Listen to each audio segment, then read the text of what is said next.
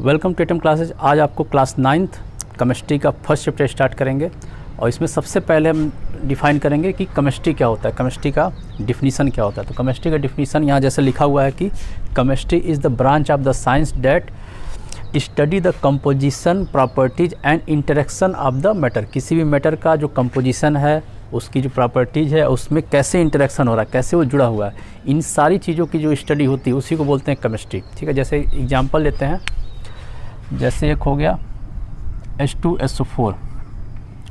तो H2SO4 का अगर हम कंपोजिशन की बात करें तो कंपोजिशन इसमें क्या क्या है, हाइड्रोजन है, सल्फ़र है और ऑक्सीजन है। इन तीन चीज़ों से मिलकर बना हुआ है। ठीक है, और सब कौन कितना है, हाइड्रोजन कितना है, 2 है, सल्फ़र 1 और ऑक्सीजन कितना है, 4। ठीक है, तो इन तीन चीज़ों से मिलकर बना है और इसका कौन सा कितना एटम है, नंबर ऑफ़ एटम कितने हैं, ये दिया हुआ है। इसको बोलते हैं कंपोजिशन। फिर प्रॉपर्टी की बात करेंगे तो ये जो कंपाउंड बना इसकी क्या प्रॉपर्टी, जैसे इसकी प्रॉपर्टी होती है ये एसिड होता है। ठीक है, तो ये सब इसकी प्रॉपर्टी होगी। इसके और भी डिटेल प्रॉपर्टी में जानते हैं। फिर इंटरेक्शन में ये होता है कि किन किन चीज़ों से मिलकर इंटरेक्ट हो रहा है ये। ठीक है, तो ये सारी चीज़ें होती हैं। इन्हीं सारी चीज़ों का जो कंप्लीट स्टडी करते हैं, ठीक है, ये सब आते हैं केमिस्ट्री में। ठीक है, तो सबसे पहले तो था केमिस्ट्री का डिफिनीसन। अब जो पहला टॉपिक इसमें पढ़ना है वो है कि अब हमें जानना है कि ये मैटर क्या होता है। ठीक, तो अगला हेडिंग पढ़ते हैं मैटर। इसके बारे में पहले भी पढ़ाया जा चुका है आपको लोअर क्लासेज में, फिर भी यहाँ पर भी दोबारा आपको स्टडी करना है इसको। तो मैटर क्या है, मैटर का डिफिनीसन होता है कि anything things which have some mass and occupy some space. तो कोई भी ऐसा सब्सटेंस या थिंग्स जो क्या करे, जिस पे क्या हो, मास हो और वो क्या हो, स्पेस को ऑक्यूपाई करे। ठीक है, तो उससे बोल देते हैं मैटर। ठीक है, तो मैटर क्या होता है, तो मैटर का डिफिनीसन अगर हिंदी में कहे तो हिंदी में क्या होगा कि वह पदार्थ जो स्थान घेरता है और जिसमें क्या हो, कुछ मास होता है। ठीक है, उसको क्या कहते हैं, मैटर। मैटर को हिंदी में बोलते हैं द्रव्य। तो ये हो गया आपका मैटर। अब मैटर का हमको पढ़ना है क्लासिफिकेशन। मैटर का क्लासिफिकेशन कैसे होता है, तो मैटर को अगर क्लासीफाई करना चाहें तो मैटर का क्लासिफिकेशन 2 तरीके से हो सकता है। एक होता है फिजिकल क्लासिफिकेशन और दूसरा होता है केमिकल क्लासिफिकेशन।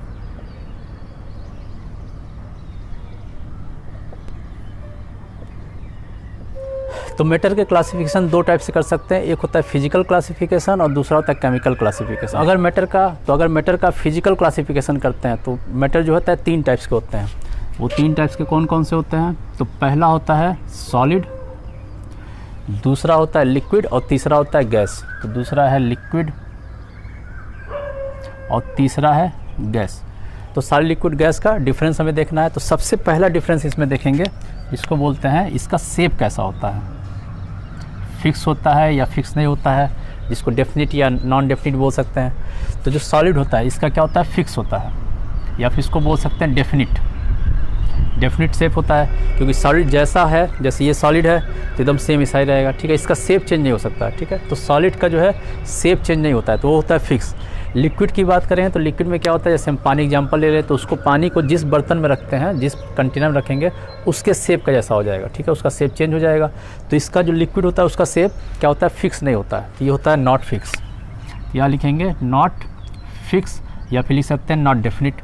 उसी तरह जो गैस है, गैस का भी शेप फिक्स नहीं होता है, उसको भी जिस बर्तन में रखते हैं उसी बर्तन का आकार का हो जाता है वो। ठीक है, तो इसको भी लिखेंगे नॉट फिक्स। तो पहला डिफरेंस तो तीनों में ये होता है कि इसका शेप का, कि सॉलिड का शेप फिक्स होता है लेकिन लिक्विड और गैस का शेप फिक्स नहीं होता है। अब दूसरा डिफरेंस देखते हैं, दूसरा होता है वॉल्यूम का।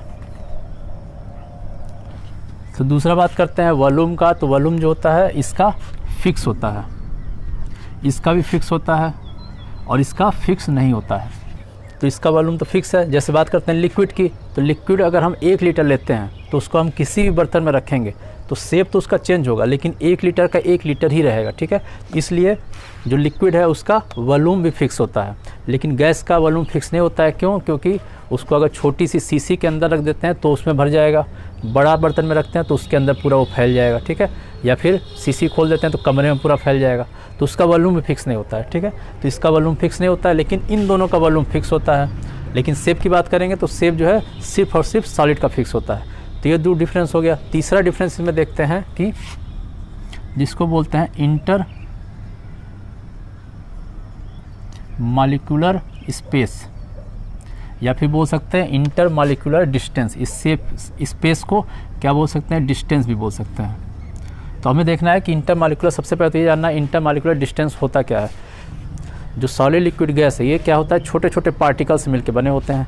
तो जो सॉलिड के पार्टिकल्स होते हैं वो क्या होते हैं, एक दूसरे से एकदम पास पास सटे हुए होते हैं इस तरीके से, इनके बीच में गैप नहीं होता है। ठीक है, ये पार्टिकल हैं, छोटे छोटे पार्टिकल्स मिलकर बना हुआ है, तो इनके बीच गैप नहीं होता है। ठीक है, और अगर इनके बीच अगर गैप है, ठीक है, तो उसी को बोलते हैं इंटरमॉलिक्यूलर डिस्टेंस। तो इनके बीच जो डिस्टेंस होता है ये, तो दो एडजेसेंट अगर पार्टिकल लेते हैं तो उनके बीच का जो डिस्टेंस होता है उसको बोलते हैं इंटरमॉलिक्यूलर डिस्टेंस। तो अगर यहाँ की बात करते हैं, ठीक है, सॉलिड की बात करते हैं, तो ये दोनों क्या है, आपस में सटा हुआ है, और सटा हुआ है तो इसका मतलब जो इंटरमॉलिक्यूलर डिस्टेंस है वो यहाँ पर क्या होगा, नहीं होगा। तो यहाँ पर लिखते हैं नो इंटर मॉलिक्यूलर डिस्टेंस। ठीक है, अब बात करते हैं लिक्विड की। तो लिक्विड के भी जो पार्टिकल्स होते हैं वो क्या होते हैं, एक दूसरे से एकदम सटे हुए होते हैं। तो अगर ये भी सटे हुए हैं तो क्या होगा कि इसमें भी इंटर मॉलिक्यूलर डिस्टेंस नहीं होगा। तो यहाँ भी होता है no intermolecular distance. Liquid की बात करें तो लिक्विड के जो पार्टिकल होते हैं वो एक दूसरे से काफ़ी दूरी पर होते हैं, और दूरी पे हैं तो इनके बीच क्या होगा, इंटर मॉलिक्यूलर डिस्टेंस होगा। तो इंटर मॉलिक्यूलर डिस्टेंस क्या होता है, प्रेजेंट होता है।